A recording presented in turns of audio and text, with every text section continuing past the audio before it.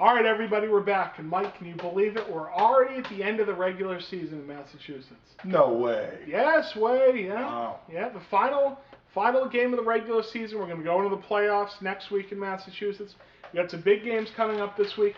And Mike, I usually start with Friday's matchup, so I'm going to skip right ahead to Saturday, if that doesn't screw you up too much, because that's what the biggest games of the day are. And we're going to start right off with Andover versus Central Catholic at Haverhill Stadium. It's a 2:30 start. Obviously, we all know what happened to Lawrence Stadium, so the game is going to be at Haverhill. They decided to go with a neutral site. Central's going for its 7th straight win against, or going for its 8th straight win against Andover. Yeah, just you crunch the numbers and you got to think they probably will do it. Andover's got the awesome offense and the really porous defense. It's just they can't stop anybody. If you can't stop anybody, you're not going to beat a team like Central Catholic. I had an interesting discussion with David Oneman, which I'm going to have a story on in the Friday paper about just how embarrassed Central was by watching EJ. And as great a quarterback as EJ is, and he's an amazing quarterback, they were embarrassed by having basically the worst game in state history as a defensive backfield, even though they won. So they're really fired up. Certainly, you never know when EJ could, go off and win the game. But I agree, Central's going to win this one. Another big one, Salem traveling to Goffstown. It's a battle of 6-1 teams, but everyone seems to be favoring Goffstown in this one. They're number 3 in the statewide rankings. Salem's all the way back at 6. I think people might be underestimating Salem a little bit in this one. Yeah, put me in the underestimating. You know they're a quality club and they've had a good season. And the schedule hasn't been off the charts, and Goffstown's only loss was to number 1 Bedford. I'm from Missouri. Show me, and at this point, Salem hasn't quite done it. They could do it this week, but I'd go with the Grizzlies of Goffstown. Yeah, I think it's going to be a closer game than a lot of people think, but I'm going to go with Grizzlies in a squeaker. Again, it's not so close, and definitely not going to be close. Wyndham at 7-0 is hosting Manchester West at 0-7. Wyndham could send up their freshman team and win this one. Ouch. Yeah. Wyndham 56-2. Yeah. And to wrap up the Saturday slate before we go to Friday, Pelham at 2-5 is traveling to Hollis. Brookline at 5-2. I would say, think Hollis in this one. Yeah, they got Joey Delaney, who threw 4 TD passes last week. They're 5-2. They're the home team, so they got a lot of things in their favor. Brooks, who really impressed me last week. I already was a big fan of Pat Fryermuth.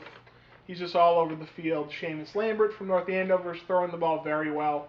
Doesn't hurt that Pat Fry's like 6'5", 6'6". You got Konovalchuk running the ball. I was impressed by what I saw, and I would definitely pick them over Rivers. Yeah, Rivers lost to St. Mark's by 21 a couple weeks ago, and Brooks just beat the Lions, so Brooks continues to roll. And it could be another tough week for Phillips. They're going to Suffield, and apparently they're very good.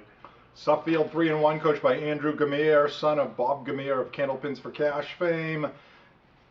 They have Jackson Bishoping. Apologies to Jackson and his family for the mispronunciation. He has 11 TD passes in 4 games, so Suffield seems to have the quality club this year. Okay, now backtrack to Friday. We're going to start, we already had one game at Haverhill High. On Friday, Haverhill High is actually going to be at home at their own stadium, hosting Lawrence, winless Lawrence. Haverhill's going to, a win gives Haverhill the MVC Division I title outright in their first year in MVC Division I, and Haverhill would have to really, really struggle to have any problem in this one. Yeah, Lawrence had that one great game with the near miss against Tewksbury. I even picked them last week to beat Methuen, and they certainly didn't keep up the Tewksbury effort. It didn't happen last week. So Haverhill, to their credit, has really been consistent week after week. They have played top-level football. Tip your cap to the Hillies. Week 1 to this week, they've done the job. No reason to think they're going to have a letdown at this point. I've seen Haverhill 3 weeks in a row, so I got a pretty good perspective on them, and they're really good. Yes. This is no smoke and mirrors. They're a good team. Then we go Methuen traveling to Lowell. Both teams are 2-4. Methuen's coming off its first win since the opener. They rolled over Lawrence 31-7. They've got Peter Quack, who's playing good. I think Methuen in this one. I think so too. It certainly could go either way, but Methuen had more firepower, obviously, than Lawrence. But they did the job, and they won going away. So tip your cap to the Rangers on that one. North Andover is hosting Chelmsford. Both teams are 2-4. Hoping to maybe win a game and possibly get back in a playoff discussion. I'm thinking North Andover, but not by much. I think maybe Chelmsford. The Lions are led by running back Sal Lapoli, the namesake son of the well-known local businessman, and I've seen a couple, Sal and his brothers back in the day on the gridiron, and they are tough sons of guns, the Lapolis, and Sal apparently got the football gene, so the junior running back leads the Lions to the win. Pentucket 2-4, having a season maybe they're not reaching quite their potential that we thought, at least I thought. They're going to winless Coyle Cassidy, and this seems like a pretty easy stretch for pretty easy win for the Sachems.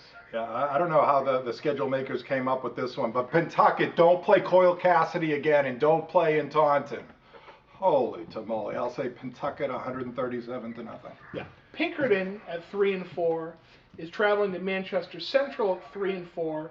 Pinkerton is coming off a loss to Merrimack, which has been cruising. Central's lost 2 straight.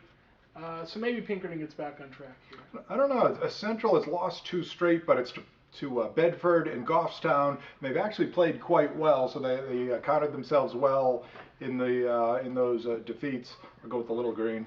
Speaking of Merrimack, at 6-1, they're going to Timberlane at 1-6. Jacob Post would have to run for about 400 yards to keep Timberlane in this one. Got to go Merrimack. Yeah, this young man, Justin Grassini, the numbers he's putting up at Merrimack are clearly historic, and they're historic by a wide margin. Last week, 506 passing yards, 9 TD passes in 3 quarters, 7 TD passes in the first half. And it's not maybe a vintage Pinkerton team, but it's still Pinkerton. It wasn't the Little Sisters of the Poor. Those numbers are absolutely stunning, and Tomahawks will be tough to stop. Whittier at 1-5 is traveling to a tough 3-3 Essex Tech team that I saw.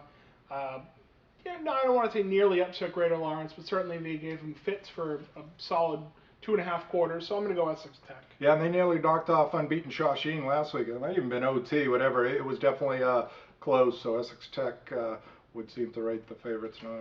Good game for 1-6 Londonderry. They're hosting Memorial. Manchester Memorial. This will probably be a big game for Jake Stevens and co. Yeah, this could be the week for them.